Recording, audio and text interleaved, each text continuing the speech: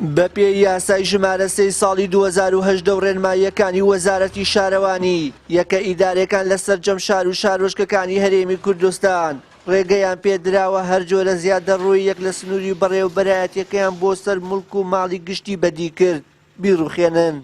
لەو چوارچێوەیەشدا لە قەزای شارە زور و ناحێ ئەربەد هەڵمەتی لابردنی زیادەڕۆیی بە فراوانی بەڕێوە دەبرێت بە جۆرێک چەندین خان و باخی هاوڵاتیان کە پێتاپۆن و زیادەڕۆین بۆ سەر مڵکی گشتی تێکدراون.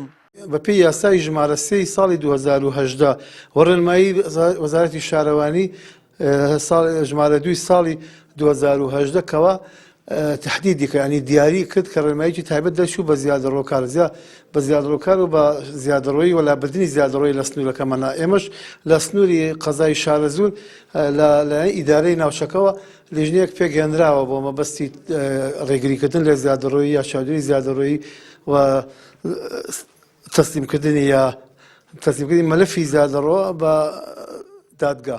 لەلایەکی دیکەوە ئەوەی بەشێک لە دانیشتوانی سنووری شارە زۆری نیگەران کردووە جیاوازی و هەڵاوردنە لە لابردنی زیادەڕۆییەکان بەواتایەکی دیکە بڕیارەکە بۆ هەمووان نییە.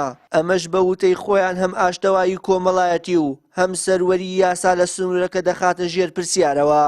ئەم نیگەرانیەی بەشێک لە دانیشتوانی شارە زوو دوای ئەوە دێت لەسەر تەنیا پارچە زەویەکی کەرتی 41 دسکەرە بەڕووبەری 18.2 زیادەڕۆیی کراوەتە سەر مڵکی گشتی. ئەمەش لە کاتێکدایە ئەو زەویە و مڵکی وەزارەتی دارایی حکومەتی هەرێمە لایەنە پەیوەندیدارەکانیش تا ئێستا ئەو زیادەڕۆییان لا نەبردووە.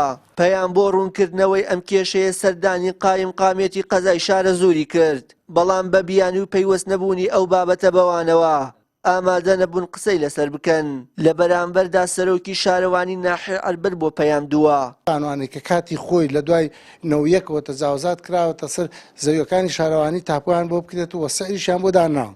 ئێمە لە ئێستاوە بەرنامەی ئەومان هەیە ڕیزبەندی ئەو ماڵانە بکەین و ناونووس بکەن لە شارەوانی لە ماوە 2-3 مانگان بێن ناونووسی خۆیان بکەن و خانوەکانیان بۆ بە لیژنەیەک خانوەکانیان بۆ تاپۆ بکرێت و ئەو کێشانەش نامێنێ ئینشەڵڵا و لە ئێستاش بەدوای نەهێڵین تەجاوزاتی کە زیاد کات. بە پێی زانیاریەکانی پەیام ئەو پارچە زەویە کە ڕووبەرەکەی 18.2 لە ئێستادا هەوڵ دەدرێت چوارچێوەیەکی یاسایی بۆ زیادەڕۆییەکە بدۆزرێتەوە بۆ ئەو مەبەستە بڕیارە لە وەزارەتی داراییەوە بخرێتە سەر وەزارەتی شارەوانی.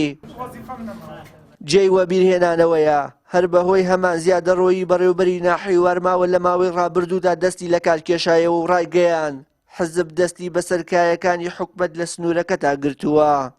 وشیار محەممەد کەناڵی ئاسمانی پەیام شارە زوور.